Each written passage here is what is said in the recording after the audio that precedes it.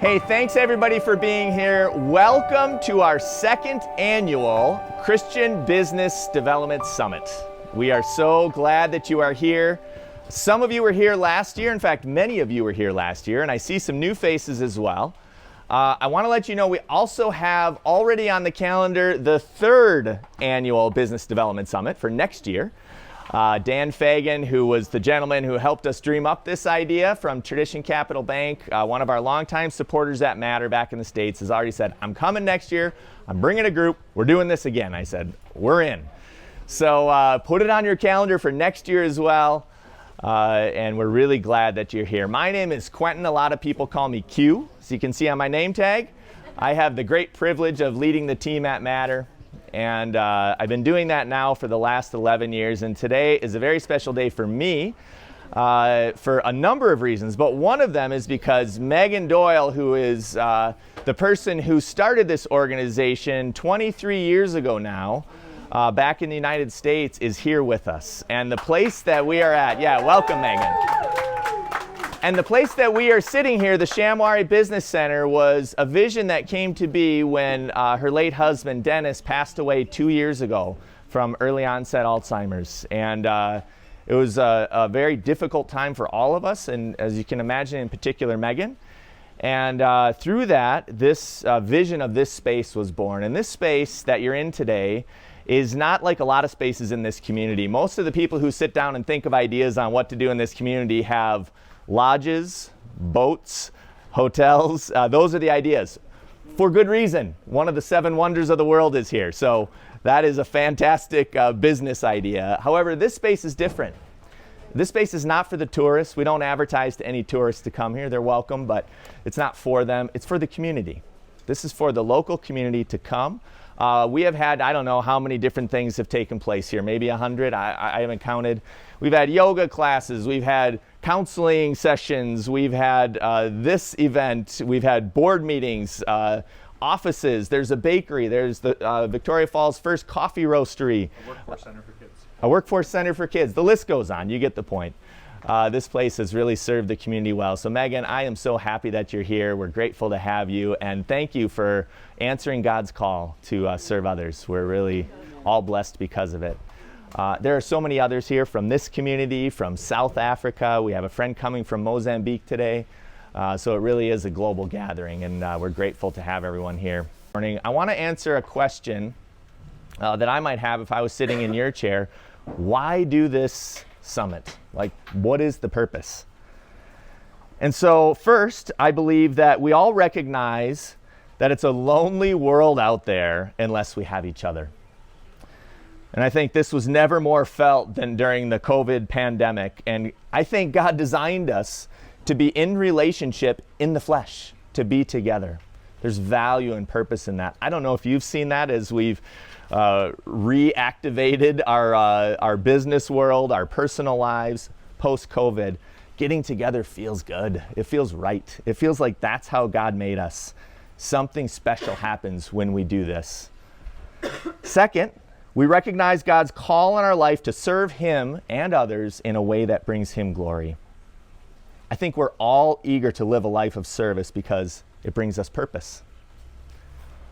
And lastly, I believe it's no mistake that we gather here on this continent, Africa, even in this place, Victoria Falls. Over the last week, not sure if you've seen, the New York Times and others have written articles titled, "The World is Becoming More African." Did you know? Astonishing change is underway in Africa, where the population is projected to nearly double to 2.5 billion over the next quarter century. Birth rates are tumbling in richer nations, but Africa's baby boom continues at a pace fueling the youngest, fastest growing population on planet Earth. In 1950, Africans made up 8% of the world's population. A century later, they will account for 1/4 of humanity. And at least 1/3 of all young people aged 15 to 24 will be African. Who said that? Terry? All right, ready? Okay, in 1950, Africans made up 8% of the world's people. a century later, they will account for 1/4 of humanity and at least 1/3 of all young people aged 15 to 24. I can give you the notes too, Terry. More than 1/3 of the world's young people will live in Africa by 2050. Africa is impacting culture. It pulses in the packed stadiums of London or New York, where African musicians are storming the world of pop. As my friend Jacob, who's my trainer, tells me, Afrobeats is where it's at. It's now a genre of music I've learned. I'm behind, but I'm learning. And also it's influencing religion through the heaving mega churches of West Africa, where the future of Christianity is being shaped. And it shows in the glow of Africa's 670 million cell phones, one for every second person on the continent. The dominant internet device used to move money, launch revolutions, stoke frustrations, and feed dreams.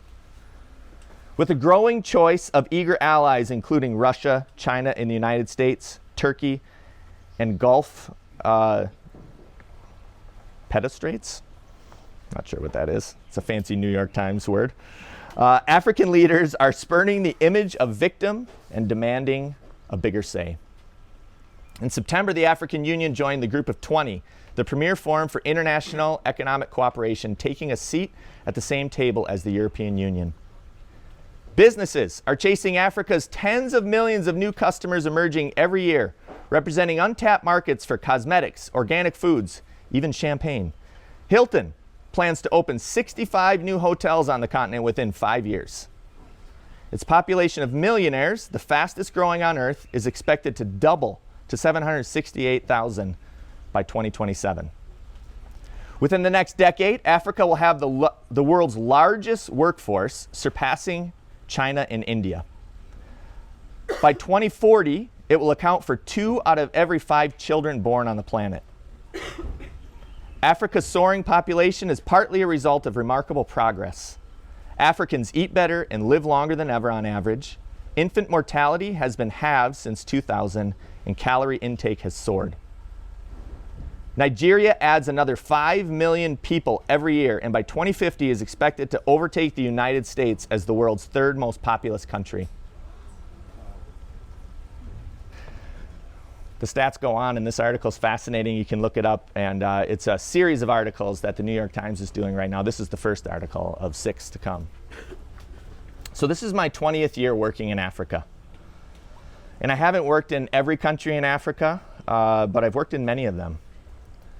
In the last 3 years, I've spent more time on this continent than my own continent, North America. And I'm not alone. It's a trend. Some might say that the 20th century was dedicated to developing the West. And now the 21st century will be about Africa's ability to influence the world. I recently attended the meetings in New York City with the UN General Assembly, and I met with African leaders, and one leader put it this way: Africa is going from handout to hand up to handshake. I believe that God has a special plan for Africa, and I could not be more humbled to be a part of it. And I believe that's why we are here for the next 2 days, because we want to see the world shaped by godly leaders who care about other people.